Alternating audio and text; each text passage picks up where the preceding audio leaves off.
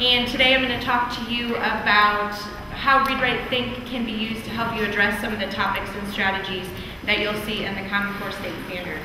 Read, Write, Think is a free website provided by NCTE, the International Reading Association. My partners are here, and with funding from the Verizon Foundation through their Thinkfinity project. On readwritethink.org, all of the resources we have are based on the national standards that were written by IRA and NCTE back in the 90s. But we know that the state standards alignment process came after that, and now the Common Core State Standards alignment is becoming more common in what we need. So on Read, Write, Think, by the end of this calendar year, you'll not only be able to find the national standards, but the state standards, as well as the Common Core State Standards, and how our resources address those standards, and vice versa. So what I've done is taken some of the high-level topics that you'll find in the core standards and shown you how Read, Write, Think can address those. So for example, text complexity. Here's a lesson plan on using 19th century portraits and looking at slavery and digging deeper into that.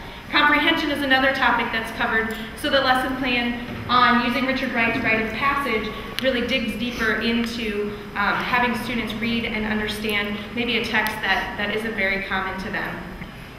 More comprehension strategies you can use are exit slips. We've got several different examples of how you can have students write their ticket out of the classroom. So you can see what they've learned, you can see what questions they have, and as an educator you can see how you might need to differentiate.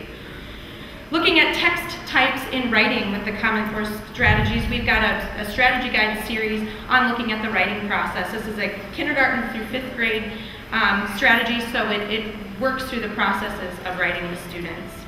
Again, looking at text types in writing, here's one on argumentation that's fantastic, where students analyze famous speeches and the rhetorical devices used there, and they can see how that's used and then implement that in their own writing. Also in writing in the core standards, we're asking students to respond to reading. So here's a lesson plan on making connections, text to text, text to self, text to world. And it helps students really comprehend even further there. Responding to reading, here's a great one. Jennifer talked about annotations as well. And here's a 9th through 12th grade lesson on making connections through annotations. And again, there's colorful markers that students can use. And it's great for students to learn from each other. Research, my favorite thing to teach in the classroom. We've got an entire series of lessons co-written by a classroom teacher and a school library media specialist on the building blocks for research. How do you find sources? How do you evaluate if they're okay? How do you take notes? How do you summarize? Inquiry-based learning, again, we've got some fantastic strategy guides on using the iSearch paper, on using iCharts, and different graphic organizers to help students through the inquiry process as well. Speaking and listening, it's very, very important. One of the key topics that I thought was interesting was the idea of flexible communication. So this lesson plan uses a play, the piano lesson, to have students ask questions and lead their own discussions. Gettysburg Address is another great collaborative project that the students can work on, where groups of students take different lines of the address and they have to deconstruct it together and then come and share with the entire group what they've learned. I love using the jigsaw cooperative learning technique in my classroom. It's another great collaborative idea where students take different parts and pieces, they do the learning themselves, and then they teach others and become experts in the classroom.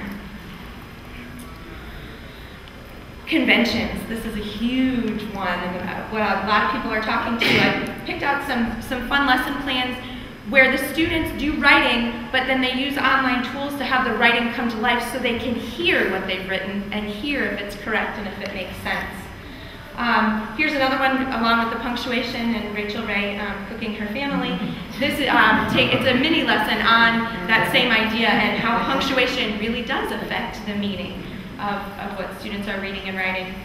Effective use of language. We know our students are on social media, and that kind of writing is different. So here's a lesson plan on using microblogging and social media sites and exploring characterization and style of pieces of literature. Vocabulary is another big one in the language area, and so here's a resource on students making their own multi-genre glossaries based on vocabulary words that they've encountered in the pieces and the texts that they're reading. My last slide is my contact information. If you have any more questions, I'd love to talk about Read, Write, Think and do it all the time, so thank you very much.